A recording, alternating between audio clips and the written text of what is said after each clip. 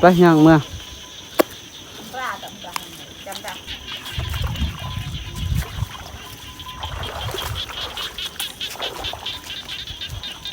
พาบรรยากาศอยู่ทงไห้ทงนาคนมันงามพี่น้อยเนาะนี่อุ้ยมองนี้มันเป็นน้องแล้วก็อยู่เทิงเนาะน้ำคนมันลายน้องสาวพิมพ์เพิ่นวานเร็วๆเนาะให้หนึ่งก็สิได้วานมื้ออื่นอีกพี่น้องนี่วานกามื้ออื่นมองนี้เนาะ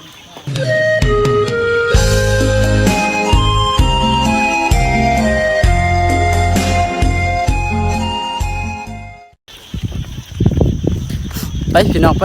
ก็สิได้กลับบ้านแล้วเนาะพี่น้องเนาะอันนี้ก็ชั่วโมงเวลาก็5 โมง 6 โมงยังเลยพี่น้องเนาะนี่หลังจากนี้ไถนาแล้วก็ขาดเนาะแล้วก็ได้หวานก้า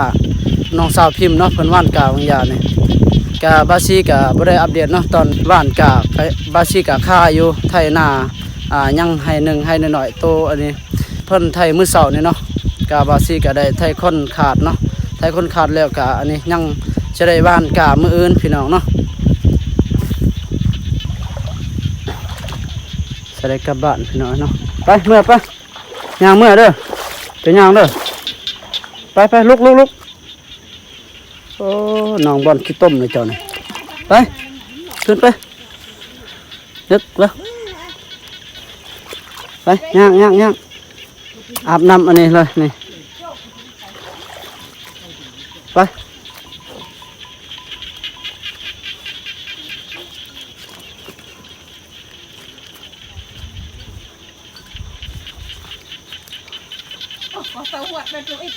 ไป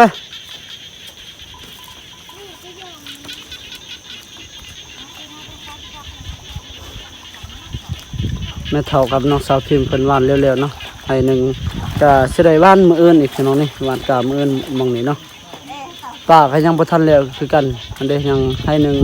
บ่อนกกพังม่วงพี่น้องเนาะไปย่างเมื่อ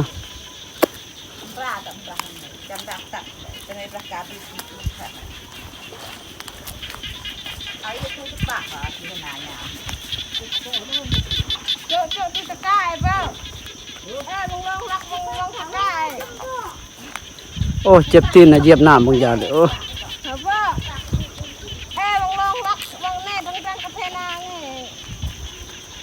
น้ำในนาในร้ายอยู่พี่น้องเนาะเรียกละมืออื่นมือเฮือนสิได้ไทยอันนี้ไทยหุด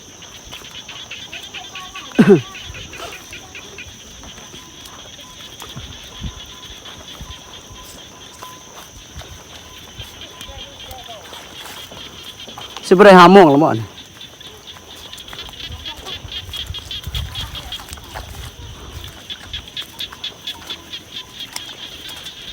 ไปเ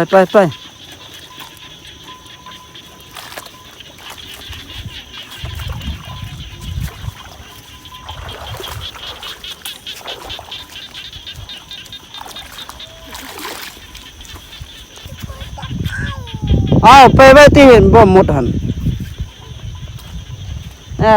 จุ่มตะดักมั้ยจุ่มตะดักอ่ะโอเคแล้วไปเมื่อเด้อโอเคไป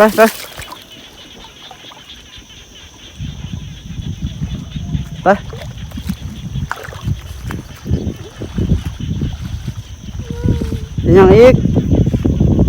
หมดบ่หมดกัด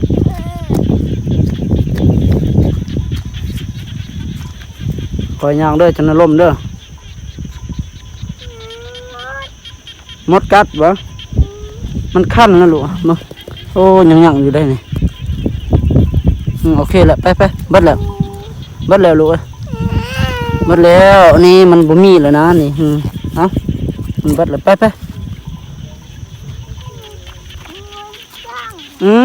มากินข้าวอยู่บ้าน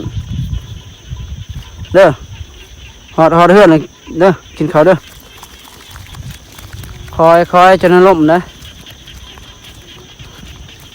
ขึ้นนะอันนั้นส่งเอาขึ้นนะ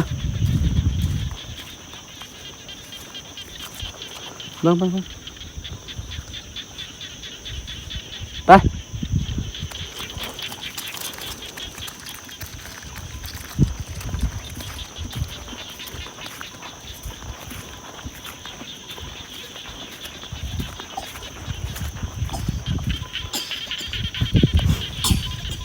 พาบรรยากาศอยู่ทงไห้ทงนาคนมันงามพี่น้อยเนาะนี่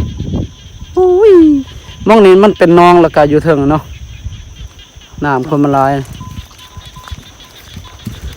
มันนี่มื้อแรงก็ฝนบ่ตกแค่แดดเนาะคอยเด้อ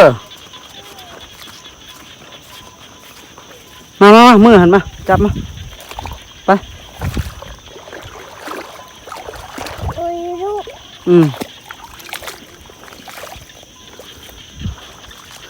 สิได้ย่างสุดอันนี้ท่งหน้าเข้าเจ้าแล้วมันอันนี้ไปข้ามห้วยนะเนาะแล้วก็สิได้อันนี้ไปหอดมองบ้าวซีไว้รถมือเสาเนาะ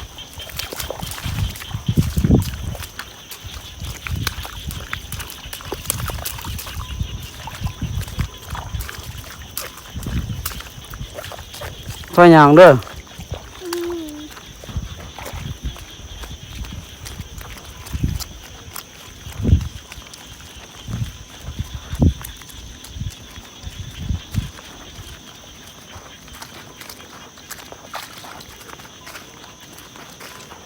โอ้เจ็บตีนเหยียบน้ำมือเสาเนี่ย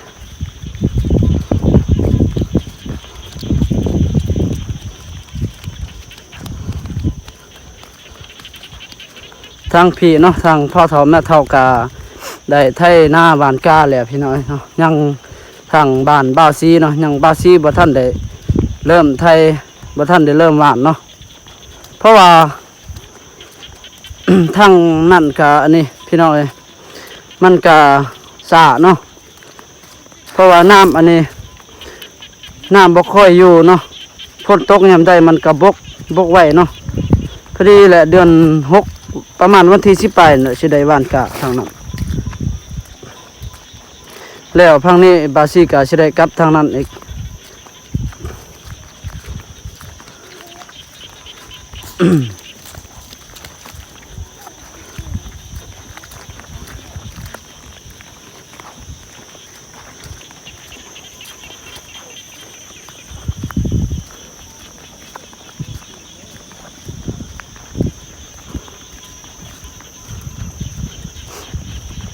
เพราะว่าแต่ละปีนี่ก็อันนี้ดำพังนี้แล้วเนาะแล้วก่อนแล้วก็อันนี้ดำแล้วพังนี้แล้วก็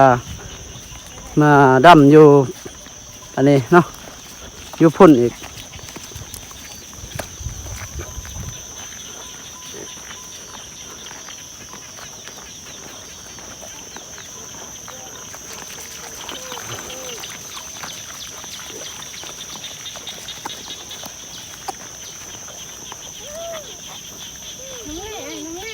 นี่ไปมั่งนี่ทางนี่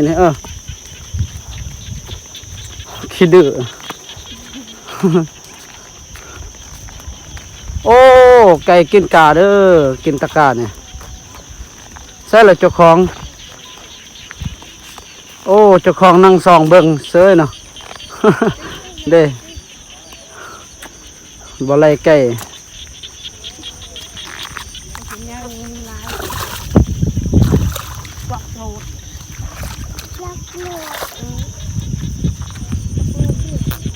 โอ้หน้าเขานี่แบบอันนี้เนาะมองนี่มันต่ำเนาะมองนี่มันมีน้ำลายบัดอยู่เทิงมันเป็นอ่ะนะแบบคันได้มีสูงมีต่ำเอาอย่าชิลินนะพาไปนี่พาเมื่ออาบนะ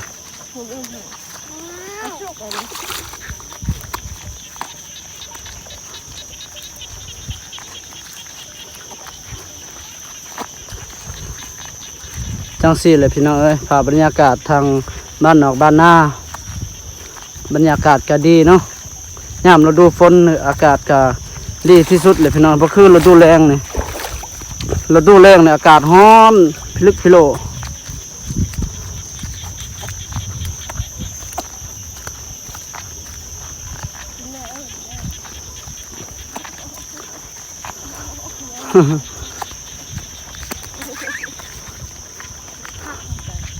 โอ้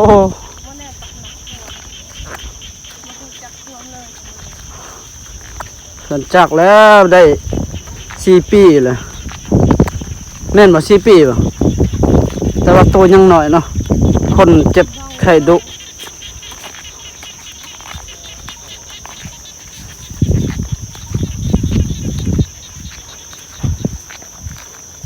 คอยเด้อจะนล่มเด้อ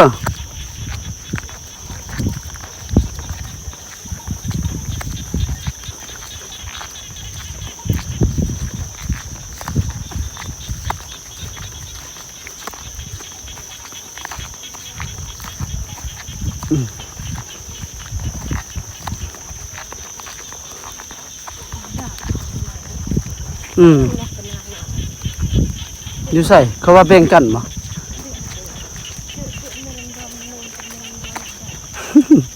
หันละ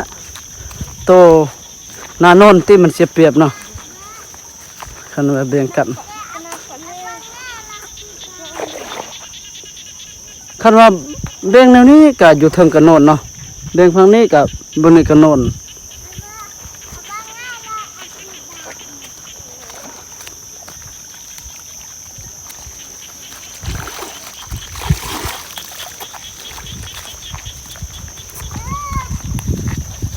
เขาอยู่ในแค่แดนเนาะหมอหวยเนาะเฮาตีหน้าในดำซาก็บ่ได้เอารถเมื่อบ้านเขาจอดทางนี้สบายไว้ก็ดีซาก็ดีเนาะหนาวบ่เมื่ออาบแล้วเจ้าได้มื้อนี้เจ้าลิ้นขี้ต้มเบิดมื้อน่ะได้ยินบ่เอ้าเพิ่นมาทางนั้นบ่ โต้ยสั่งนี่โอ้มื่นบ่ไปทางพี่ปะมาย่างทางแม่จันนี่พี่น้องเนาะลุงบัวเงินกับอันนี้พอทอแม่ทอละป่าเนาะบ่าวขึ้นกับได้อันนี้ย่างเมื่อพังนั่นพี่น้อง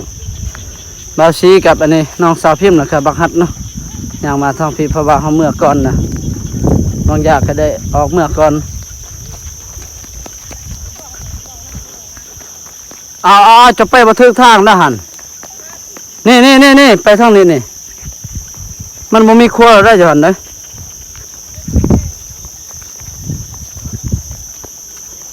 ครัวเก่าเขาได้มั่างเบิดเนาะปีนี้เขาเฮ็ดครัวใหม่ทางพี่ล่ะพี่น้องทางบ้านพอกบ้านเฮานี่แหละ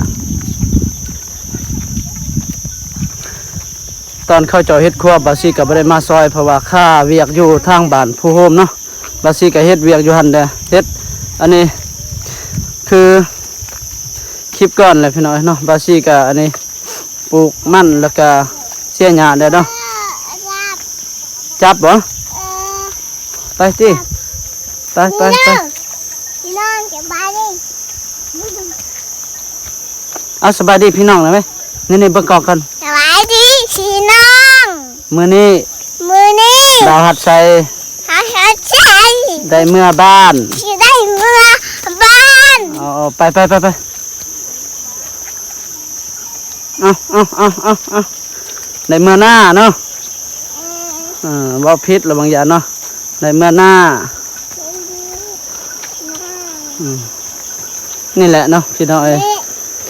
กลัวเขาเจ้าเฮ็ดเนาะ เอาบอกตื้อนะ ไป เอาดักแดงไงล่ะ โอ้บัดวันนี้เนาะบอลกลางบ่มีเนาะเฮ้ยค่อยๆได้ไป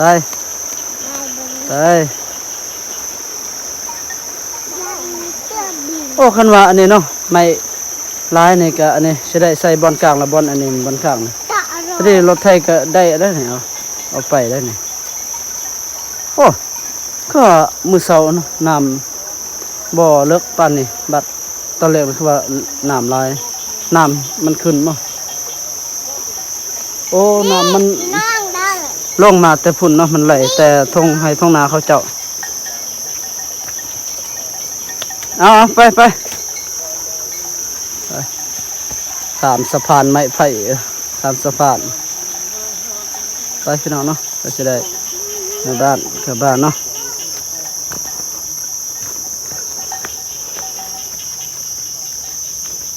นี่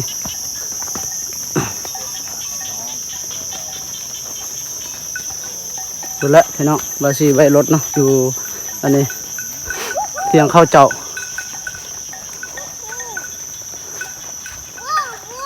ลุกมันเปื้อนฮะ ตอนที่ป้าก็เกี่ยวกับดาก่อนเฮ้ยต่อยป้าไอ้อียืมดอกมึงข้างล่างอียืมดอก ไอ้ช่างอีกเพ้นยานผ่าน ยันกระเดิกประมาณกระเดิก โอ้ยไป นั่นน่ะยังยืม นี่พี่น้องเนาะก็ตอนนี้ก็ย่างมาแต่หน้าก็ หอดบอลบาซีไว้รถมือเสาเนาะนี่ก็คืออยู่เฮือนเคียงเข้าเจ้านี่แหละพี่น้อง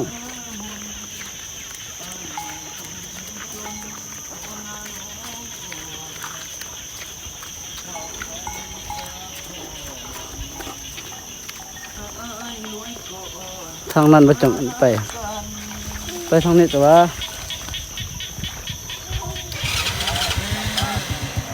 กลับบ้าน